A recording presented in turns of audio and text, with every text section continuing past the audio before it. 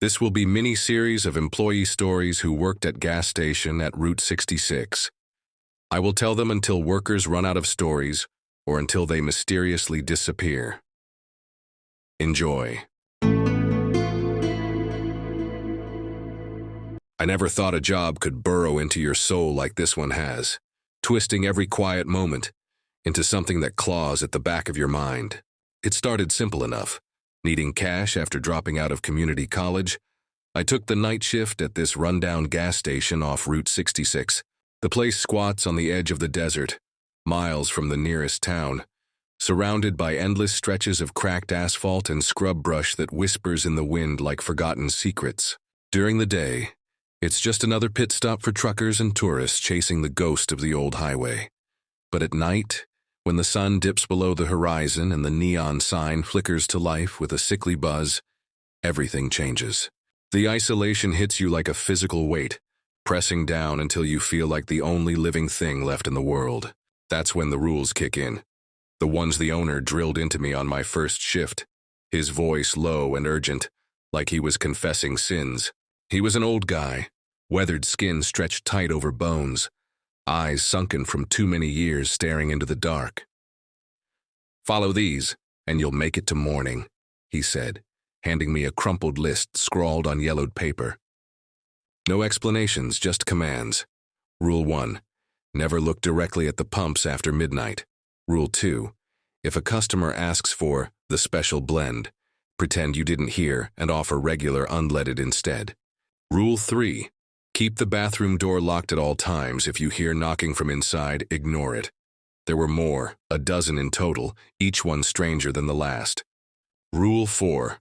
Don't accept payment in anything but cash or card. No trades, no favors, no IOUs from the road. Rule 5. If the radio static turns to voices, turn it off immediately. I laughed it off at first, figuring it was some hazing ritual for the new guy. But that first night, alone in the fluorescent-lit booth with the hum of the cooler as my only company, those rules started to feel like lifelines in a sea of black. My shift runs from 10 at night to 6 in the morning, 8 hours of watching headlights slice through the darkness like knives. The station's got 2 pumps, a small convenience store stocked with dusty snacks and warm sodas, and a single bathroom out back that's seen better days. The counter's scarred from years of spills and scratches, and there's a faded map of Route 66 pinned to the wall, dotted with pushpins from travelers marking their journeys. I sit there, flipping through magazines or scrolling on my phone when the signal allows, but mostly I stare out the window at the void. The road stretches straight into nothing, flanked by canyons that swallow sound and light. Coyotes howl sometimes, their cries echoing like laughter from hell, but it's the silence that gets to you, the kind that makes your own heart beat thunder in your ears. The customers are what make it bearable, or at least they did at first. Most are normal, weary drivers pulling in for gas and coffee, exchanging small talk about the weather or the miles ahead. But then there are the others, the ones who show up when the clock ticks past midnight, their vehicles materializing out of the shadows without warning. No engine rumble, no crunch of gravel. Just suddenly there, idling under the harsh glow of the canopy lights. My first weird one came on night 3. I was mopping up a spill near the candy racks when the bell above the door jingled. In walked a man, tall and gaunt, dressed in a suit that looked like it belonged in a black and white movie. His skin was pale, almost translucent, veins pulsing faintly beneath like rivers on a map. He didn't browse. He just stood there, staring at the cooler with eyes that didn't blink. "Can I help you?" I asked, my voice cracking a bit in the quiet. He turned slowly, his head tilting at an angle that made my stomach twist. A smile crept across his face too wide, revealing teeth filed to points. "Just browsing," he rasped, voice like sandpaper on bone. He wandered the aisles, fingers trailing over the shelves, leaving faint smears of something dark and sticky. I pretended to count change in the register, but I watched him in the convex mirror mounted in the corner. He picked up a pack of gum, squeezed it until the wrapper burst, then licked the residue off his palm with a tongue that forked at the end. My heart pounded as he approached the counter, dropping a crumpled bill that felt warm, almost alive under my fingers. "Keep the change," he whispered, leaning in close enough that I smelled rot on his breath. As he left, I glanced at the pumps, Rule 1 be damned, and saw his car, an old sedan with windows tinted black. But through the crack in the door, I swear I saw shapes writhing inside, like hands pressing against the glass. That encounter shook me, but I shrugged it off as exhaustion playing tricks. The pay was decent, and quitting meant crawling back home with my tail between my legs. So I stayed, learning to navigate the rules like a minefield. Rule 6, if headlights approach but no car arrives, lock the door and hide under the counter until they're gone. Happened once around 2 in the morning. Beams sweeping across the lot, bright as day, but no vehicle, no sound. I ducked down, heart slamming, listening to what sounded like footsteps circling the building, scraping nails on the walls. When I peeked up, the lights were gone, but scratches marred the paint outside. Deep gouges like claws had tested the structure. The strange customers kept coming, each one peeling away another layer of my sanity. There was the woman with the baby carriage, pushing it up to the counter at 3 a.m. She looked normal at first, tired eyes, messy hair, but when she asked for diapers, her voice echoed, like multiple people speaking at once. I rang her up, trying not to stare at the carriage, which rocked gently on its own.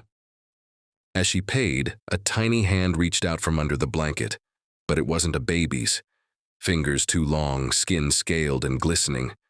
She noticed my gaze and smiled, pulling the blanket back to reveal, God, I still dream about it.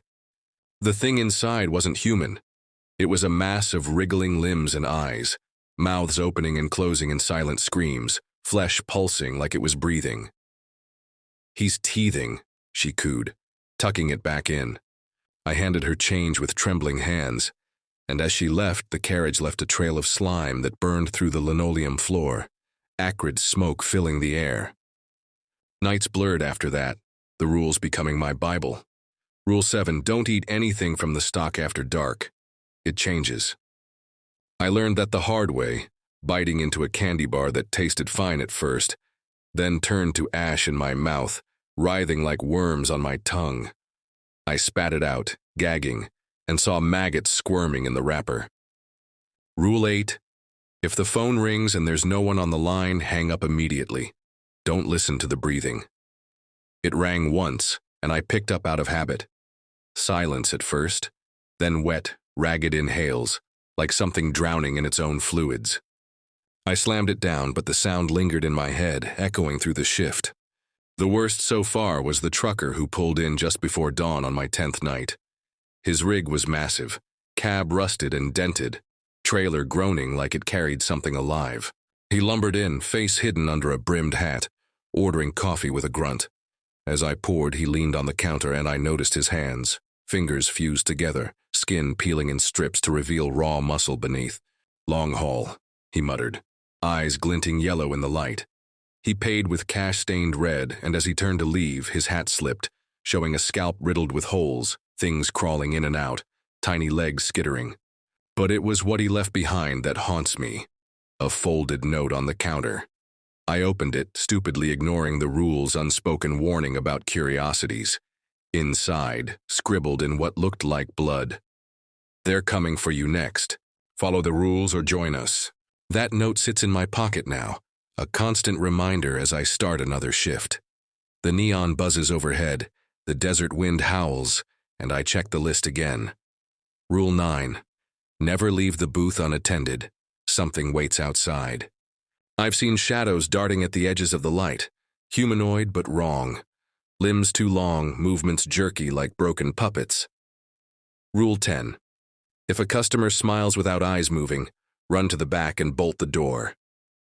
Happened last night with a kid no older than 12 asking for directions. His grin stretched ear to ear, but his eyes stayed dead, flat black voids. I backed away, heart in my throat as he pressed his face to the glass, tongue lapping at the window, leaving streaks of saliva that hissed and smoked. As the clock creeps forward, I wonder how much longer I can hold out. The rules are fraying at the edges and the customers are getting bolder, their disturbances more graphic, more invasive. Last shift, one came in missing half his face, jaw hanging loose, exposing teeth gnashing at air, drooling blood that pooled on the floor in shapes that looked like faces screaming. He bought cigarettes, voice gurgling through the ruin, and when he exhaled smoke, it formed whispers. Names, dates, deaths. Mine was among them. Tonight feels different, heavier. The radio crackles to life on its own, Rule 5, and voices murmur through the static, chanting in a language that twists my guts. I switch it off, but the words linger, burrowing deep. Headlights appear in the distance, approaching slow, no engine sound. Rule 6. I lock the door, duck down, but the knocking starts, not from outside, but from the bathroom. Rule 3. It's insistent, growing louder, accompanied by wet slaps like flesh hitting tile. I cover my ears, praying for dawn, but deep down, I know this is just the beginning. Whatever haunts this place, it's patient, waiting for me to slip. And when I do, it'll drag me into the dark with the rest. The knocking turns to pounding, cracks forming in the door. Splinters fly, and through the gap I glimpse an eye, milky, unblinking, staring right at me. It whispers my name, soft and inviting, promising release from the rules, from the night. I clench my fists, fighting the urge to open it, but the pull is strong, magnetic. What's on the other side? Part of me wants to know, to end the torment. But I remember the list, the warnings. Not yet. Not tonight. As the pounding intensifies, shaking the walls, I realize I'm not alone anymore. Footsteps approach the counter from behind, slow and deliberate. I turn slowly, dread coiling in my chest. There, standing in the aisle, is the gaunt man from my first weird night, his pointed teeth gleaming. "Miss me?" he rasps, stepping closer, his skin sloughing off in sheets, revealing bone and sinew beneath. The door behind me buckles and the thing in the bathroom howls in triumph. I'm trapped, the rules failing, the horror closing in. The gaunt man's breath hit me like a wave of decay, hot and fetid, carrying the stench of spoiled meat and something deeper, like earth turned over after a rain of blood. His skin hung in ragged flaps now, peeling away to expose glistening muscle that twitched with every step he took toward me. Behind him, the aisles seemed to stretch unnaturally, the fluorescent lights flickering in sync with his movements, casting shadows that writhed like living things on the floor. I backed up against the counter, my hands fumbling for anything. A stapler, a pen, the phone, but my fingers closed on empty air. The pounding from the bathroom grew frantic, wood splintering with sharp cracks, and through the widening gap, I saw more than just the eye now. A mass of pale flesh pressing against the door, tendrils snaking out like veins seeking purchase, dripping a viscous fluid that sizzled on the tile. "You broke the rules," the man hissed, his voice a chorus of whispers overlapping, some high and childlike, others guttural and ancient. His pointed teeth clacked together as he spoke, bits of something stringy, flesh, caught between them. He reached out, his hand extending farther than it should, joints popping with wet snaps, fingers elongating into claws that scraped the counter, leaving furrows in the wood. I dodged to the side, heart slamming against my ribs, and bolted for the back room, Rule 9 screaming in my head, never leave the booth unattended. But what choice did I have? The thing in the bathroom let out a shriek that pierced my eardrums, a sound like metal grinding on bone mixed with a baby's wail, and the door finally gave way with a thunderous crash. I slammed the back room door behind me, fumbling with the bolt, my hands slick with sweat. The room was cramped, stacked with boxes of expired snacks and cleaning supplies, a single bulb swinging overhead. Panting, I leaned against the wall, listening. Footsteps, multiple sets now, shuffled outside, accompanied by low moans and the drag of something heavy across the floor. The gaunt man laughed, a bubbling sound like he was choking on his own innards. "You can't hide forever, night shifter. The road calls us all eventually." His words slithered under the door, coiling in my mind, planting images. Bodies twisted on the asphalt, eyes gouged out, mouths sewn shut with wire that still hummed with screams. I checked my watch. 3 a.m. 3 more hours until dawn when the owner said the weirdness faded. The customers vanished like mist. But tonight it felt like the dark had teeth, gnawing at the edges of reality. Rule 11. If the lights go out, don't move. They hunt by sound. As if on cue, the bulb flickered and died, plunging me into blackness so complete it pressed against my eyes. I froze, breath caught in my throat, ears straining. Scraping came from the walls like nails digging in, circling the room. Something brushed my ankle, cold, slimy, like a tongue tasting my fear. I bit back a yelp, tasting blood from my lip, and felt warm liquid trickle down my chin. Minutes stretched into eternity, the sounds building. Whispers naming people I'd lost, my dead grandma, voice cracked and pleading, an old friend from school, laughing before it turned to gurgles. Then, a new noise, a soft sucking like lips smacking on raw meat. It came from the corner, growing louder, accompanied by the drip-drip of fluids hitting the floor. I couldn't hold still anymore. Panic clawed up my throat. I lunged for the door, twisting the bolt, and burst back into the store. The lights were on again, but the place was a slaughterhouse. Blood smeared the walls in arterial sprays, pooling on the floor in congealing puddles that reflected distorted faces mouthing silent words. The gaunt man was gone, but the thing from the bathroom had emerged. A hulking form, humanoid but bloated, skin stretched thin over bulging masses that pulsed like tumors ready to burst. It had no face, just a cavity where a mouth should be, ringed with jagged teeth that rotated like a grinder. Tentacles, dozens of them, whipped from its sides, tipped with suckers that oozed a yellow pus. It lumbered toward me, leaving footprints that burned through the linoleum, the air filling with the acrid scent of melting plastic and charred flesh. I grabbed a mop from behind the counter, swinging it like a bat, but the handle snapped on impact, splintering into shards that embedded in my palms. The creature didn't flinch. Instead, one tentacle lashed out, wrapping around my leg with a grip like barbed wire. Pain exploded as suckers latched on, piercing skin, drawing blood in rhythmic pulls. I screamed, vision blurring, and kicked wildly. My boot connecting with the faceless maw. It recoiled with a wet roar, spewing chunks of what looked like half-digested organs, fingers, an eyeball still blinking onto the floor. I scrambled away, leg throbbing, blood soaking my pants, and dove behind the counter. Rule 12. In case of breach, use the emergency kit under the register. I'd forgotten about it. The owner had shown me once, a metal box bolted to the shelf.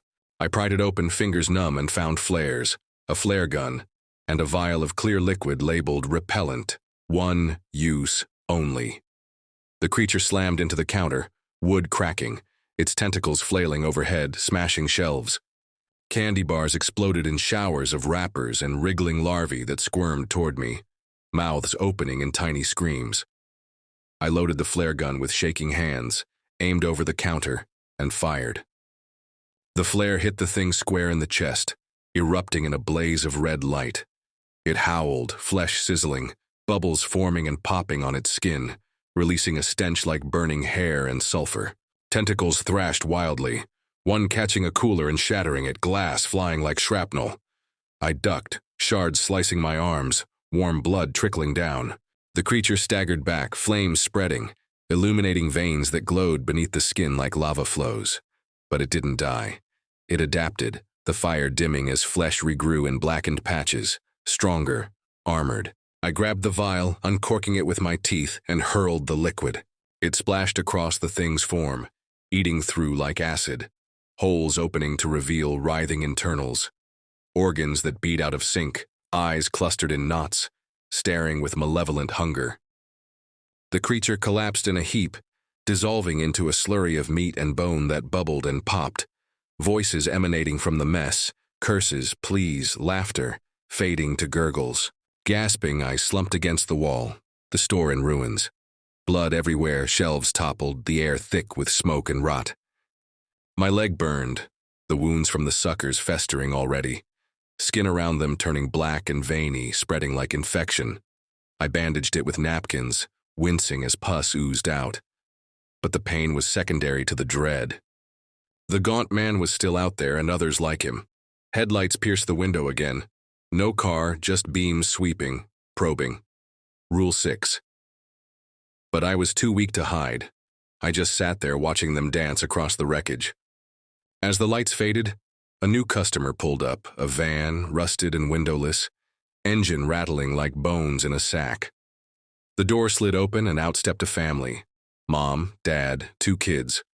Normal at first glance, but as they approached, details emerged. The mom's eyes were sewn shut with thick thread, blood crusted at the edges, yet she navigated perfectly, smiling with lips that split too far back, exposing gums receding from yellowed teeth. Dad carried a suitcase that dripped blood, staining the gravel, and the kids, God, the kids, held hands that fused together, skin melted like wax, faces identical but mirrored, one laughing while the other cried tears of ink. They entered, the bell jingling mockingly, and browsed as if nothing was amiss. The mom picked up a bag of chips, crunching them wrapper and all, shards cutting her mouth, blood mixing with the crumbs. "Family road trip," Dad said, voice echoing hollow like from a deep well. He set the suitcase on the counter. It thumped, something inside shifting with a muffled groan. The kids stared at me, their fused hand twitching, fingers elongating into needles that pricked the air. I rang them up mechanically, avoiding eye contact, but the boy, or girl, leaned in, whispering, "Want to see what's in the case? It's fresh." Before I could refuse, Dad flipped the latches. Inside, a severed head, eyes rolling, mouth moving in silent words, veins still pulsing as if alive. It was the owner, the old guy who'd hired me, face contorted in eternal scream, tongue lolling, covered in bite marks that wept pus. I vomited, bile splashing the counter, mixing with the blood. The family laughed in unison, voices layering into a cacophony that rattled the windows. They paid with coins that burned my palm, leaving blisters, and left, the van vanishing into the night without lights. Dawn was close now, the sky lightening to gray, but the horror didn't lift. My wounds throbbed, visions flashing, the creature's eyes in my mind, the head's silent pleas. I knew then, the rules weren't protection, they were bait, drawing us in deeper. As the sun crested, casting long shadows, a final customer appeared. A silhouette at the pumps, pumping gas into a car that shimmered like heat haze. It turned, face a void, and waved. I waved back, numb, knowing part of me was already theirs. The shift ended, but the night clung, whispering promises of return. Tonight, it'll be worse. They're hungry, and I'm the meal. The sun hung low when I dragged myself back to the station that evening, my body a map of bruises and festering wounds hidden under long sleeves and pants. The leg where the tentacle had latched on throbbed with every step, the skin around the punctures now swollen and hot, veins bulging black like ink spilled under flesh. I'd tried to clean it at home, pouring peroxide that bubbled and foamed like it was alive, but the infection spread anyway, tendrils of rot creeping up my thigh. Sleep hadn't come. Instead, visions replayed. The owner's severed head mouthing warnings, the family's fused hands dripping waxen skin, the creature's dissolving body whispering my secrets as it melted. I called in sick, but the phone rang back immediately. No one on the line. Just that ragged breathing from Rule 8. Heavier now, like it knew my thoughts. I had no choice but to show up. The station looked deceptively normal in the fading light. Pumps gleaming, store windows clean, as if the blood and slime had been a fever dream. But inside, scars remained. Gouges in the counter, burn marks on the floor. The bathroom door replaced with a flimsy new one that already creaked ominously. The rules list was tacked up behind the register, some entries smudged with what looked like dried blood. I added my own in shaky handwriting. Don't trust the dawn. It lies. As night fell, the neon sign buzzed to life, casting a red glow that made the desert look like it was bleeding. The first hour passed in uneasy quiet, the road empty, wind rattling the signs like bones in a grave. I bandaged my leg again, peeling back the fabric to reveal pus-sweeping sores that pulsed in time with my heartbeat, tiny mouths opening and closing as if tasting the air. Something moved under the skin, a bulge shifting like a parasite burrowing deeper. I pressed down, pain lancing up my spine, and felt it squirm away, retreating but not gone.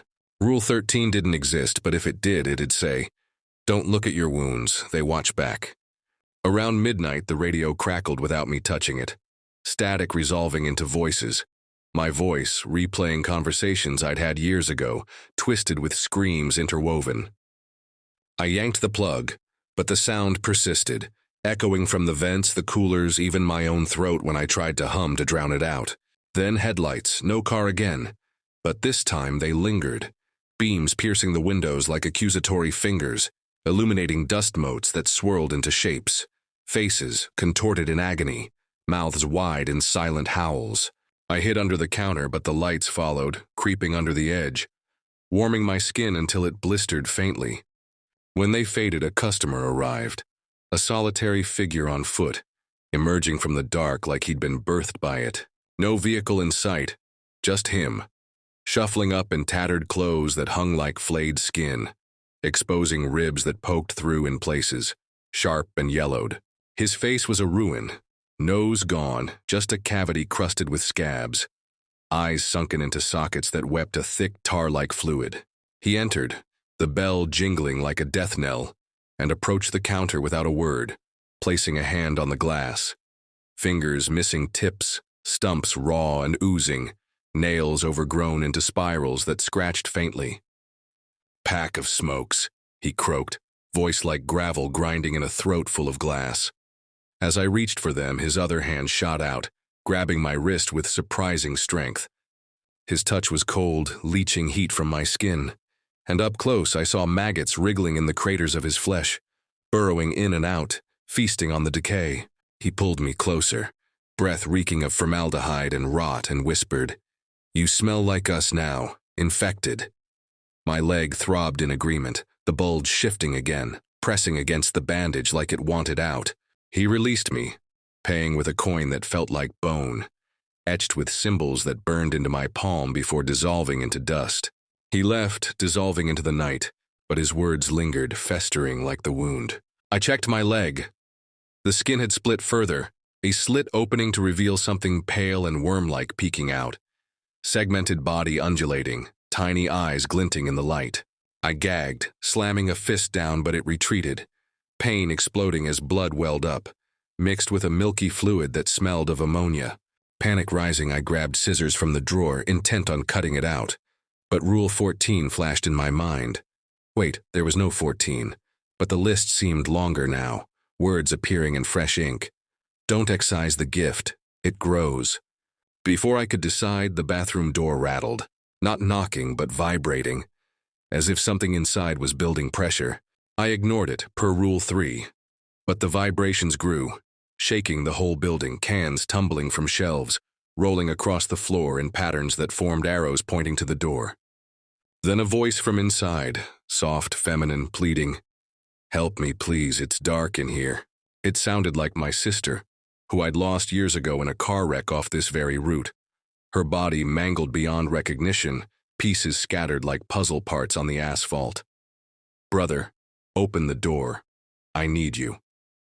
Tears stung my eyes, logic warring with grief. Rule 3 screamed no, but the voice sobbed now, wet and choking, like she was drowning in blood again. I approached, hand on the knob, turning it slowly. The door swung open to darkness thicker than night, a void that sucked at the light. From it emerged not my sister, but a figure stitched together from remnants, limbs mismatched, sewn with crude sutures that wept pus, torso a patchwork of skins in varying shades, faces embedded in the flesh, eyes blinking asynchronously, mouths murmuring incoherently. It lunged, stitches popping with sprays of fluid, grabbing my arm and pulling me in. I fought, kicking at its legs. One human, one ending in a hoof that clacked on tile. Its grip tightened, nails digging into my flesh, drawing blood that it lapped up with a tongue protruding from a mouth on its shoulder. The bathroom expanded unnaturally, walls receding into endless black, floors slick with effluent that burned my shoes. Other shapes stirred in the shadows. More amalgamations crawling on bellies split open, intestines trailing like leashes, faces melted into torsos, screaming through exposed tracheas. I wrenched free, skin tearing, leaving strips in its grasp, and slammed the door, bolting it. But the thing pounded from inside, impacts bulging the wood outward, imprints of hands and faces pressing through like bas-relief horrors. Blood seeped under the frame, pooling and forming words. Join us. My arm burned where it had touched me, flesh bubbling, dissolving into a mush that exposed bone, nerves firing agony like electric shocks. Staggering back, I collapsed behind the counter, hyperventilating. The pounding continued, rhythmic, hypnotic, lulling me toward surrender. Then, another customer, a convoy of bikes roaring up, engines growling like beasts. Riders dismounted, leather-clad, but as they entered, helmets removed to reveal heads malformed, one with an extra mouth on the forehead, gibbering, another with eyes migrating across the scalp, tracking independently. They browsed, fingers, some clawed, some tentacled, grabbing snacks that they devoured, packaging and all, crunching plastic and foil, blood trickling from gums shredded by shards. The leader approached, face a mass of scars that formed runes pulsing with inner light.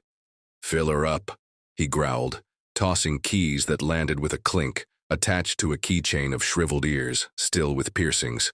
Outside, their bikes weren't machines but organic hybrids, frames of bone, tires of stretched skin, exhaust belching smoke that screamed faintly.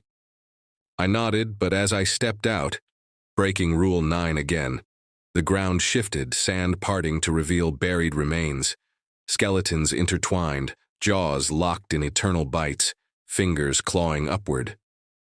One rider followed, his shadow elongating unnaturally, detaching to slither across the lot, wrapping around my ankles.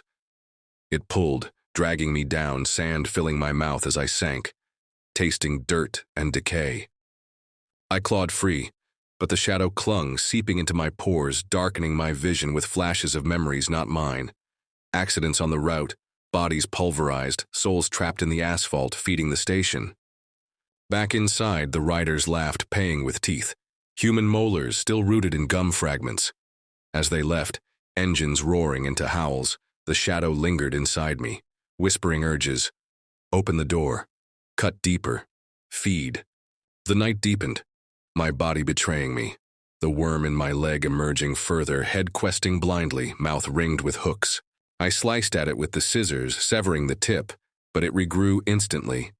Thicker, splitting into multiples that burrowed in new directions, pain radiating like fire ants under skin. The bathroom thing broke through finally, door shattering, the amalgam spilling out in a tangle of limbs and torsos, dragging itself toward me, sutures unraveling to reveal cavities stuffed with organs that still functioned, hearts beating erratically, lungs inflating with rasps. I fled to the back room, barricading with boxes, but it oozed under the door, flesh liquefying to squeeze through, reforming with added mass. My sister's face now on its chest, eyes pleading, mouth forming my name. It pressed against the barricade, appendages probing, one slipping through to caress my cheek, leaving a trail of slime that burned like acid, etching patterns into my skin. Trapped, the shadow inside amplified the terror, forcing visions. Me joining them, body disassembled and reassembled, rules etched into my bones. Dawn was hours away, but the dark promised eternity. As the thing breached, tendrils wrapping around my throat, squeezing with loving firmness, I realized the true horror.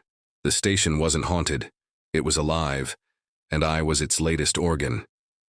The tendrils tightened around my throat, constricting like living ropes woven from muscle and vein, their surfaces slick with a mucus that burned my skin, raising welts that split open and wept clear fluid tinged with blood. The amalgam creature's mass pressed against the barricade, boxes crumpling under its weight, wood splintering as appendages forced through gaps, probing blindly at first, then with purpose, tips splitting into finer filaments that wormed toward my face. My sister's visage on its chest distorted, eyes bulging from the flesh, mouth stretching in a rictus grin that revealed rows of mismatched teeth, some human, some canine, all grinding together in a chorus of clicks. "Come home," it gurgled through her lips, voice a wet parody of her laughter, bubbling with phlegm and rot. I clawed at the tendrils, nails breaking against their tough hide. But they only squeezed harder, black spots dancing in my vision as oxygen fled. The shadow inside me stirred, that inky presence from the biker's curse amplifying the panic into hallucinations.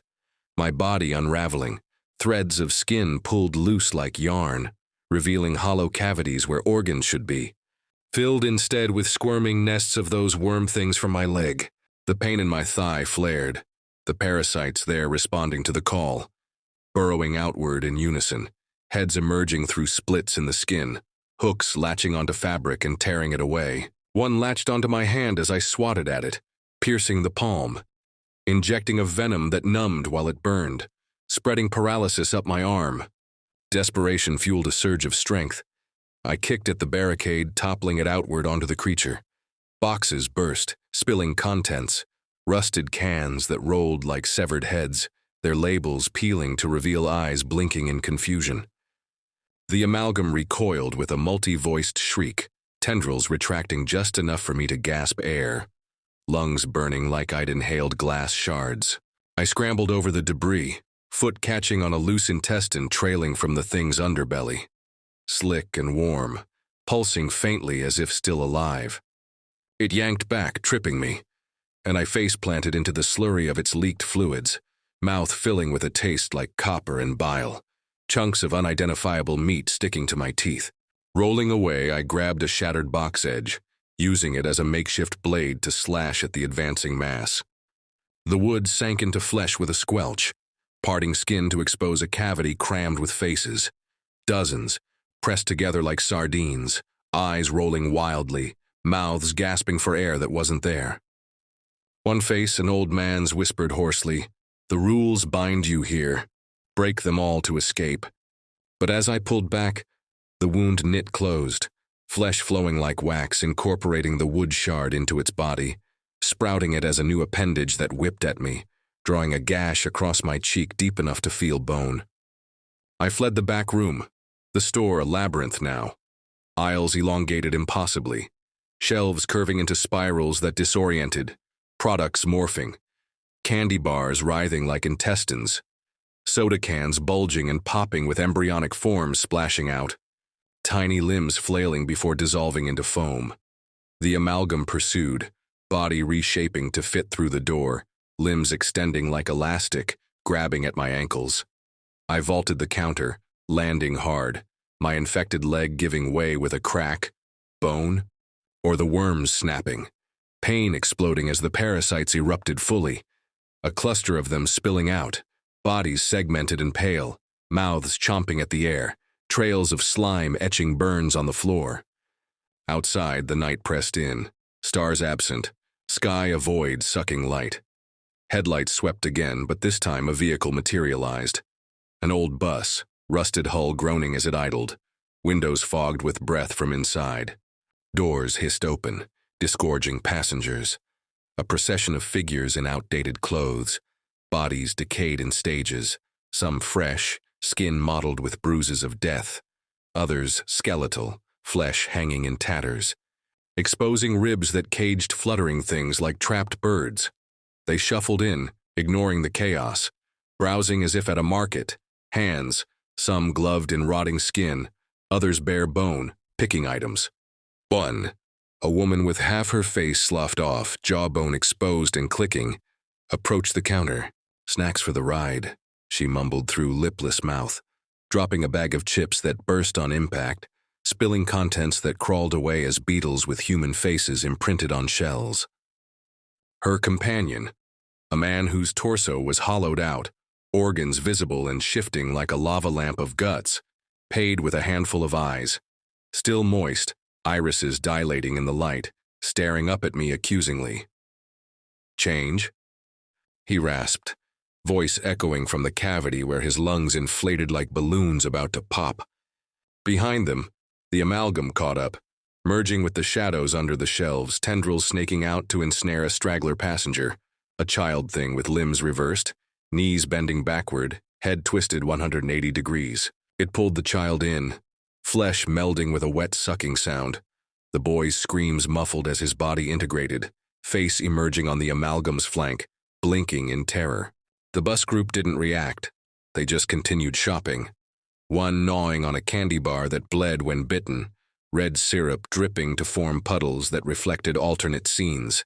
Me, eviscerated on the counter, worms feasting on my innards.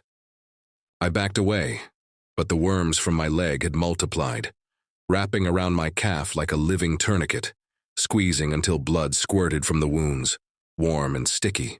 One detached, slithering up my body, forcing its way into my mouth as I gasped, hooks latching onto my tongue, burrowing down my throat. I gagged, heaving, fingers down my gullet to pull it out, but it resisted. Tail whipping, injecting more venom that made my vision swim. Colors inverting, the store pulsing like a heartbeat. The passengers turned as one, eyes glazing over with a milky film, mouths opening in unison to chant, "Feed the station, become the fuel." They advanced, hands outstretched, fingers elongating into syringes that dripped a luminescent fluid. The first reached me, needle finger piercing my shoulder, injecting something cold that spread like frostbite, crystallizing tissue, skin cracking like ice, revealing frozen muscle beneath that shattered with movement. Pain lanced through, but the shadow inside warmed it, melting the ice into a slurry that leaked from the puncture, carrying bits of me away. I swung wildly, fist connecting with the woman's jaw, bone crumbling like chalk, but she didn't fall. Head lolling, then righting itself with a snap, new flesh bubbling up from the neck to reform the face, younger now, mocking. The amalgam joined the fray, body ballooning to fill the aisle, absorbing passengers who walked into it willingly, their forms dissolving into its mass, adding limbs and voices to the cacophony. My sister's face screamed now, distorted among the others, begging for release. Cornered, I remembered the emergency kit, empty now, but the vial's residue on my hands tingled. I smeared it on the advancing horde, the acid eating through, holes opening in bodies, exposing internals that spilled out, hearts still beating on the floor, rolling like escaped animals, lungs inflating and deflating with wheezes, intestines uncoiling like snakes seeking warmth. But they pressed on, undeterred.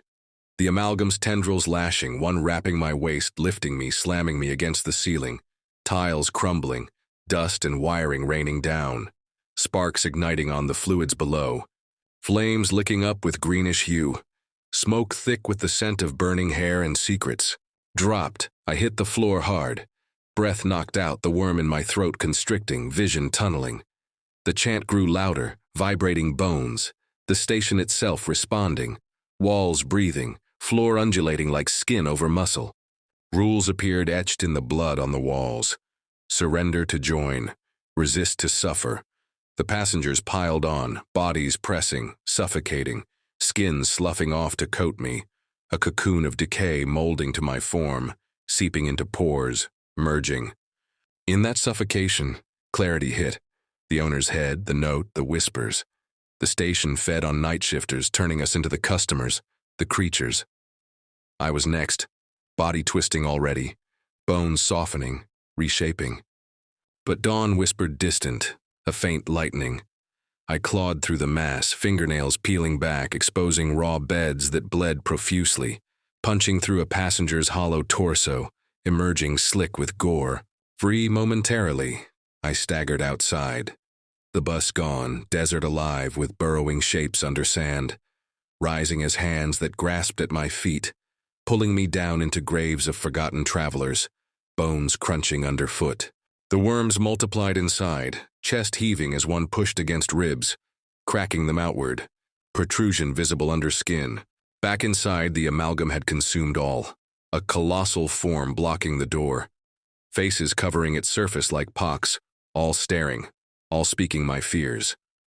It lunged, maw opening, a vortex of teeth spiraling inward, sucking air and light. I dodged, but a tendril caught my arm, twisting it with a pop. Joint dislocating, bone-piercing skin in a compound fracture, blood spraying in arcs that painted the air. Collapsed, arm useless, internal shifting as parasites rearranged. I felt the change accelerate, skin paling, veins bulging with black ichor, eyes itching as if something grew behind them. The creature hovered, victorious, but the first ray of sun pierced the window, searing its flesh, steam rising with screams from the faces. It retreated to shadows, dissolving partially, promising return. Day broke, but the horror lingered in me, body a vessel for the night. I limped home, wounds festering, knowing tonight would claim what was left. The station called, rules evolving, hunger eternal. The dawn's false promise faded as I stumbled home. Body a battlefield of mutations and agony, each step sending jolts through my dislocated arm, the compound fracture grinding bone against bone. Exposed ends weeping a pus that glowed faintly in the morning light. The worms had retreated deeper after the sun rose, but I felt them coiling in my guts now, twisting intestines into knots, occasional bulges pressing against my abdomen like fists from inside. The shadow lingered too, a cold weight in my chest, whispering temptations to return early, to embrace the night before it called. I collapsed into bed, fever raging, skin hot and clammy, visions assaulting me. The station expanding, swallowing the desert, rules carved into the sky with lightning that bled. Sleep came in fits, haunted by the amalgam's faces melting into mine, parasites erupting from every orifice, flooding the room in a tide of wriggling bodies that burrowed back into me. I woke screaming, throat raw, tasting blood and bile. The worm from earlier lodged higher now, tickling my esophagus with its hooks. I vomited into the sink, expelling chunks of tissue laced with segmented forms that writhed on the porcelain before slithering down the drain, leaving trails of acid that etched grooves into the basin. My reflection in the mirror showed changes, eyes bloodshot with veins branching like roots, skin sallow and stretched, faint outlines of faces pushing from beneath, as if the absorbed souls sought escape through me. Evening approached too soon, the pull of the station magnetic drawing me back despite the terror. I bandaged the fracture as best I could, splinting with sticks and tape, but the bone shifted unnaturally, grinding with wet pops, nerves firing like live wires. The infection had spread, arms swollen to twice its size, flesh necrotic and black peeling in strips to reveal muscle that twitched independently, contracting in rhythms that spelled out words in Morse code. Rules, repeated endlessly. I drove there in a haze, the road blurring, phantom customers materializing in the rear view, their decayed faces grinning before vanishing. The station loomed, neon signs sputtering like a dying heart, casting erratic shadows that danced with malicious intent.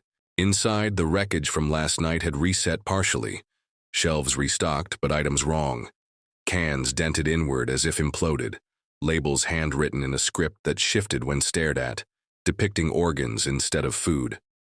The rules list had grown, pages added in blood ink, new commandments.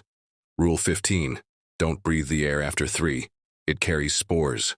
Rule 16, if your reflection moves without you, shatter the mirror, but beware the shards. I locked the door behind me, but it felt futile. The building alive, walls pulsing subtly, floor warm like flesh underfoot. The first customer came early, before midnight, a hitchhiker materializing at the pumps, thumb out, but no cars on the road. He approached, body elongated unnaturally, limbs stretching like taffy, face a blur of features rearranging constantly, nose migrating to forehead, eyes swapping places, mouth inverting to a frown that dripped teeth like melting icicles. "Ride?" he asked, voice echoing from his chest, where a cavity opened to reveal a second mouth, larger, lined with barbs. He paid for gum with a fingernail, long and curled, still attached to a bit of skin that fluttered like a flag.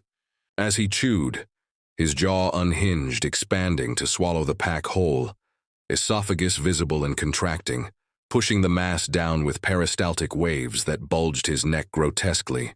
He left, but not before leaning in, his shifting face stabilizing momentarily into mine. Older, decayed, eyes hollowed. "You're almost ready," it whispered, breath carrying the scent of my own rot. Panic surged, the shadow in me agreeing, urging surrender. My leg wound reopened then, parasites sensing the kinship, heads emerging in a cluster, bodies fused into a single mass that protruded like a tumor, pulsating with shared heartbeat. I hacked at it with a knife from the drawer, blade sinking into the writhing knot, severing segments that fell twitching, but regrew instantly, thicker, sprouting legs that skittered across the counter before burrowing back into me. Through new slits they chewed in my skin. Midnight struck, the radio bursting to life with screams. My screams recorded from last night looped with distortions, pitches shifting to inhuman wails. I smashed it with the knife handle, sparks flying. But the sound transferred to the coolers, humming from the compressors like trapped souls. Then the bathroom door creaked open on its own, despite the bolt, revealing not the amalgam but a flood of liquid, thick crimson, flowing out in rivers that defied gravity, climbing walls, forming rivulets that spelled invitations. Enter, swim, become. The fluid reached my feet, soaking shoes, burning through to skin, blistering soles into raw meat that peeled away in layers, exposing tendons that snapped like overtaut strings. I retreated, but the blood pursued, coalescing into shapes. Hands rising from puddles, grabbing ankles, pulling down with suction that popped joints. One hand climbed my leg, fingers fusing to the parasite tumor, injecting it with vitality, causing explosive growth. The mass ballooned, splitting skin wide, revealing a nest of hundreds, bodies interlocked in a hive. Queen at the center, a larger worm with my face imprinted on its head, mouth opening to hiss my name. Pain blinded me, vision whitening, but the shadow cleared it, showing futures. Me as the station's guardian, body a conduit for the horrors, rules enforced through my twisted form.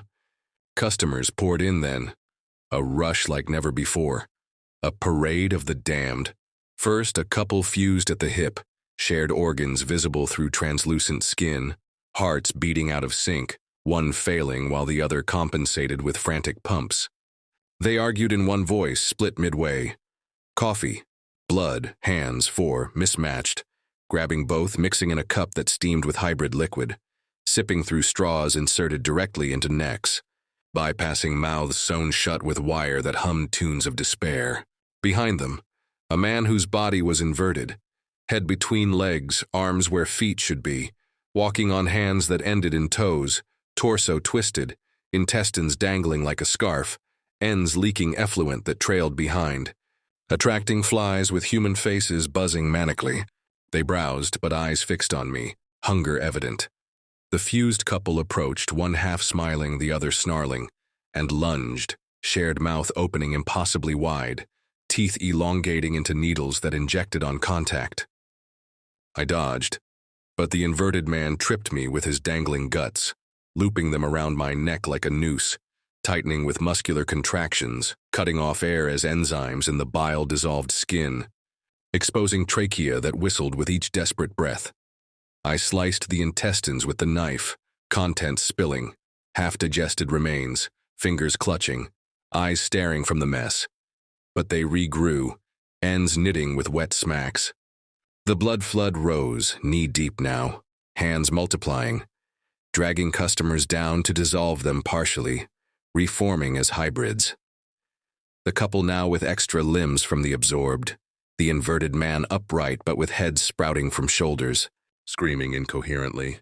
They swarmed, bodies pressing, fluids mixing with mine, parasites leaping from me to them, bridging us in a network of wriggling connections that transmitted thoughts. Their pains, their deaths on the route, crashes where metal fused with flesh, fires that charred but didn't kill, trapping essences in eternal torment. I fought to the back room, slamming the door, but the blood seeped under, pooling and rising, hands forming towers that reached for the knob. The shadow inside rebelled, forcing my hand to unlock it, body betraying as mutations accelerated. Arm fracture healing wrong, bone protruding like a spike, skin hardening into chitin that cracked with movement, leaking ichor. Worms erupted from my chest, boring out through sternum with crunching sounds. Ribs splintering, lungs punctured and wheezing bloody foam from mouth. The horde breached, a wave of amalgamated horror. Bodies melted together into a single entity larger than before, faces and limbs protruding randomly, mouths chanting rules in unison, tendrils whipping with barbs that hooked flesh, reeling me in. Pulled close, I felt assimilation begin, skin softening, merging at contact points, nerves linking to share agony exponentially, visions flooding. Centuries of night shifters, each consumed, souls fueling the station's eternal hunger. In desperation, I stabbed the knife into the mass, twisting, but it absorbed the blade, incorporating it as a tooth in one of its maws. The blood level rose to chest, hands pulling under, submerging me in a sea of crimson where drowned forms swam, skeletal fingers raking skin, stripping layers to muscle that unraveled like threads. Lungs burned, filled with fluid that carried whispers. Surrender. The shadow agreed, blooming into full control, body convulsing as it reshaped internals, heart relocating to throat, beating visibly, arteries rerouting to surface in patterns of the rules. Surfacing gasping, I crawled to the counter, the entity looming. But a new customer interrupted. A figure in the doorway, silhouette against the neon, body composed of smoke and ash, features forming and dissipating. It floated in, untouched by the blood, and observed, tendrils of smoke snaking into my wounds, cauterizing parasites momentarily, pain receding to numbness. The final rule, it intoned, voice like crackling embers, is to choose, host or hunted. The horde paused, waiting as dawn neared again, sky paling. But the changes were irreversible, body a hybrid now, urges to feed growing, eyes seeing in the dark with new clarity, hunger for the next shifter twisting my guts. I realized the truth. I was becoming the owner, the guardian, perpetuating the cycle. As the sun rose, the horrors retreated, dissolving into cracks. But I remained, altered, waiting for night to unleash what I'd become. Part 6 loomed, the end or beginning of my torment. The dawn broke over the gas station, a thin veil of light that did nothing to cleanse the rot festering inside me. My body was no longer mine. Skin hardened into patches of chitin, cracking with each movement, oozing ichor that dripped to the floor and hissed, eating through linoleum to expose pulsating earth beneath, as if the station itself was a living thing, its heartbeat syncing with the worms burrowing through my veins. My fractured arm had fused into a jagged spike of bone and flesh, useless for human tasks, but twitching with a will of its own, eager to rend. The parasites had colonized my chest, a writhing colony visible under translucent skin, their queen, a grotesque mockery of my own face, gnawing at my ribs, her hooks scraping bone with every breath I took, each inhale laced with pain and the coppery tang of internal bleeding. I stood behind the counter, the rules list now a sprawling manifesto covering the walls, written in my own blood, words shifting when I blinked. Obey to live, defy to feed, surrender to rule. The station had reshaped itself overnight. Aisles twisted into labyrinthine coils, shelves stocked with organs pulsing in jars, labeled with names of past shifters, their essences trapped in viscous fluid that screamed when touched. The bathroom door was gone, replaced by a fleshy membrane that pulsed and wept, whispering my sister's voice in endless loops. Join us, brother. It's warm here. The neon sign outside flickered erratically, casting shadows that formed silhouettes of customers waiting in the desert, their forms indistinct but countless, an army of the damned poised for nightfall. I hadn't left after the last shift. I couldn't. The shadow inside, now a full entity, a co-pilot in my skull, kept my feet rooted, whispering promises of power if I embraced my role as the station's guardian. My reflection in the cracked mirror behind the counter confirmed the transformation. Eyes no longer human, pupils slit like a reptile's, irises glowing with a sickly yellow, mouth stretched wider, lips splitting to reveal new rows of teeth pushing through gums, shredding them into bloody tatters. When I tried to speak, worms spilled from my tongue, wriggling onto the counter, forming words: stay, serve, feed. The day passed in a haze, customers absent under sunlight, but the station wasn't dormant. The floor rippled beneath me, tendrils of meat rising to caress my ankles, urging me to kneel, to merge. I resisted, clinging to fragments of who I was, memories of family, of sunlight on the route before it became a graveyard, but they frayed, replaced by visions of my new purpose: to lure, to trap, to transform. The worms sang in my blood, a chorus of hunger, urging me to call the night early, to summon the horrors before the clock demanded it. As dusk fell, the sky bled crimson, clouds forming shapes of mutilated bodies intertwined, raining droplets that sizzled on the asphalt, leaving pockmarks like bullet wounds. The first customer arrived. A truck, no driver visible, cab filled with a writhing mass of limbs that pressed against windows, cracking them outward. It parked at the pumps and the mass poured out, not through doors but through the metal itself, melting through seams, reforming into a humanoid shape with too many arms, each ending in a mouth that chewed air, drooling a black tar that ignited on contact with the ground, flames dancing with faces of the burned. It entered, the bell above the door shrieking like a living thing, and demanded the special blend, voice a cacophony of overlapping screams. Rule 2 flashed in my mind, offer unleaded, but the shadow overruled, forcing my hand to a hidden pump lever under the counter, one the owner never mentioned. It clicked with a wet snap, and outside the pump gurgled, dispensing not gas but a viscous red fluid that pulsed through the hose, inflating it like an artery. The creature fed, mouths on its arms lapping at the flow, body swelling, splitting open to reveal a core of eyes that wept gratitude, each tear a tiny embryo that crawled away into the sand. More came, a procession of nightmares, a woman with her spine exposed, vertebrae replaced by a chain of infant skulls that clattered as she moved, buying cigarettes she lit with a finger that burned like a wick, exhaling smoke that formed pleas for release. A child dragging a sack of severed hands, each twitching, signing words in a language of despair, paying with a heart still beating, veins trailing like roots back to the sack. They knew me now, called me Keeper, their voices reverent but hungry, eyes fixed on my mutated form, sensing kinship. The station responded, walls contracting like lungs, ceiling dripping a mucus that coated the floor, trapping the customers briefly before releasing them, stronger, more grotesque. The membrane where the bathroom had been parted, birthing the amalgam anew. Now a colossus, its body a tapestry of past shifters, faces screaming, limbs grafted at impossible angles, my sister's among them.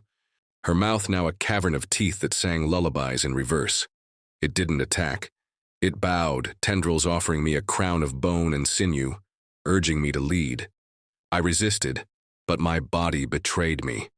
The worms surged, forcing my legs to move, guiding me to the center of the store where the floor split, revealing a pit of churning flesh, faces rising to the surface, mouths open in welcome.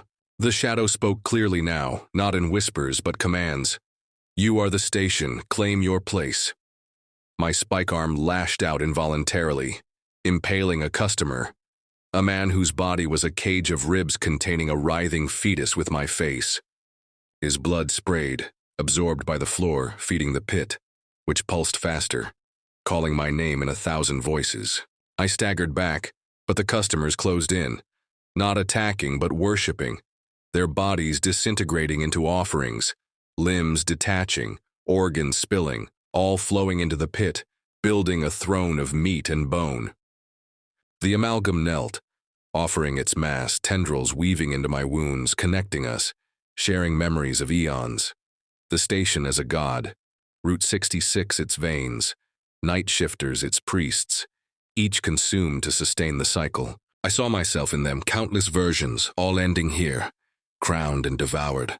The final rule appeared, carved into my chest by the worm's hooks.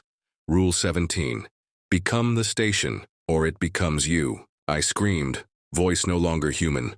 A roar that shattered windows, glass shards flying inward, embedding in my flesh, each a mirror reflecting my new form. Monstrous, eternal, a vessel of the root's hunger. The customers chanted, merging into the pit, their essences fueling it. The pit rising to engulf me, warm and suffocating, like returning to a womb of decay.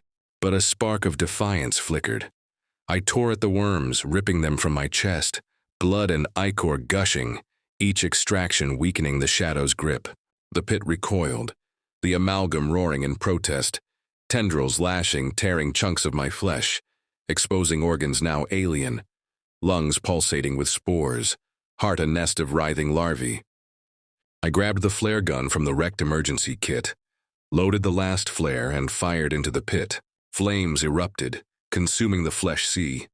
Screams of trapped souls echoing as the fire spread, igniting the station, walls blistering, ceiling collapsing in showers of embers. I ran, body failing, worms erupting from every wound, trying to anchor me. Outside, the desert burned, sand vitrifying into glass under the heat, hands from below shattering it, reaching. The station groaned, a dying beast as I stumbled down the route, collapsing miles away.